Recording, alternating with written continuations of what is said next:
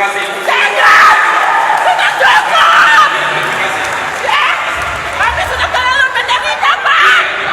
Kami sakit! Allah! Bapak lihat saya sakit Bapak! Bapak lihat saya! Iya, saya ada lihat ibu ini. Jangan! Saya sakit, Bapak! Saya sakit! Tanggal 19 Desember 61 itu kami sudah hamur, Bapak sudah habis. Ya, Bapak bisa hamkan jelas.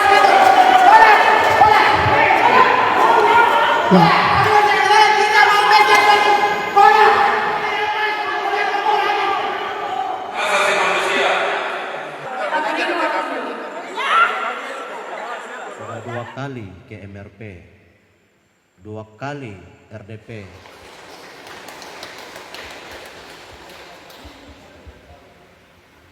Sebagai penutup saya tidak mau bicara banyak, nanti saya terus Pertama, saya sangat kesal dengan pernyataan Bapak perwakilan pemerintah Provinsi Papua Selatan di dalam yang menyatakan bahwa pemerintah punya HAM. Pemerintah tidak punya HAM. Pemerintah punya kewajiban untuk melindungi HAM. Dan tadi Pak Menteri sendiri sampaikan bahwa pemerintah tidak punya HAM, ya kan? Dan Pak Menteri sedang melakukan tugasnya untuk menguatkan aparatus negara. Saya pikir Pak itu membuktikan bahwa bawahan Bapak itu belum paham tentang HAM. Kalau belum paham tentang HAM, yang dikhawatirkan adalah pelanggaran HAM akan terjadi secara sistematik dan struktural. Siapapun yang melanggar hak asasi manusia, dia bisa ditindak. Nah, itu kewenangan dari Komnas HAM. Kalau Komnas HAM menyatakan pemerintah melanggar HAM, ya nyatakan saja. Mau dituntut sampai dimanapun kita siap, karena itu berlaku universal. Siapapun dia yang melanggar HAM, ya harus ditindak. Termasuk pemerintah ya, Pak? Ya termasuk pemerintah, TNI, Polri, pribadi. Apakah pemerintah melanggar HAM? Ya itu Komnas HAM yang berikan nilai, bukan kita. Nggak mungkin kita berikan nilai sendiri. Kalau Komnas HAM dalam melakukan pemantauan terhadap proyek-proyek PSN termasuk di Papua dan di wilayah lain, kita berbasis kasus. Misalnya kalau terjadi kekerasan, maka itu langsung terlihat adanya pelanggaran HAM.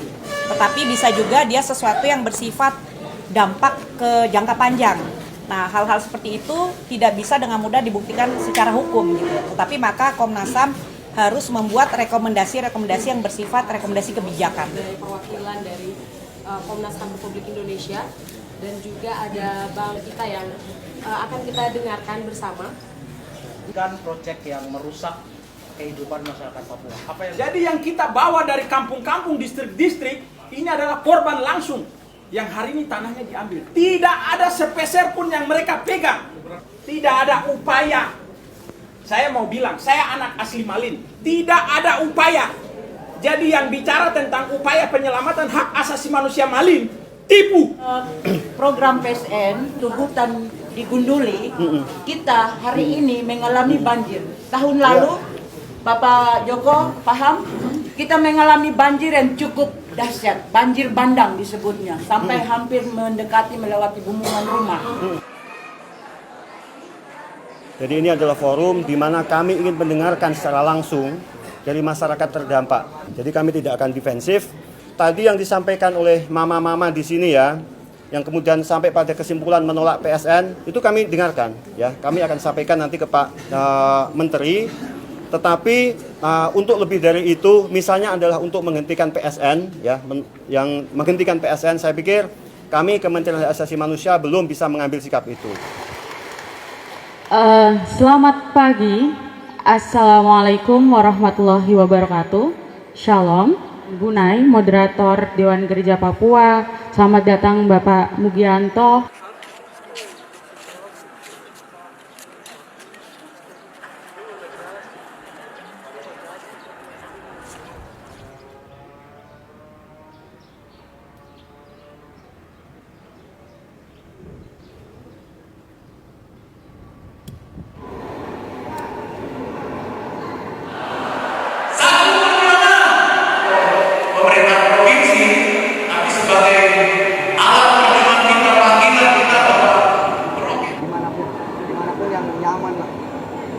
Kami sampai pada kesimpulan bahwa menghadapi proyek strategis nasional ini tidak bisa dilakukan dengan secara sendiri-sendiri, tetapi harus dilakukan dengan solidaritas yang luas, baik oleh aktivisnya, gerakan sosial, maupun masyarakat adat ataupun juga masyarakat rakyat yang terdampak dari proyek strategis nasional. Ya, jadi harapan dari pertemuan ini bagaimana kita ada persatuan yang meluas, permasalahan PSN tidak hanya diurus kasus per kasus, tapi secara kolektif oleh masyarakat yang terdampak PSN maupun organisasi masyarakat sipil yang terlibat dalam pekerjaan advokasi ini.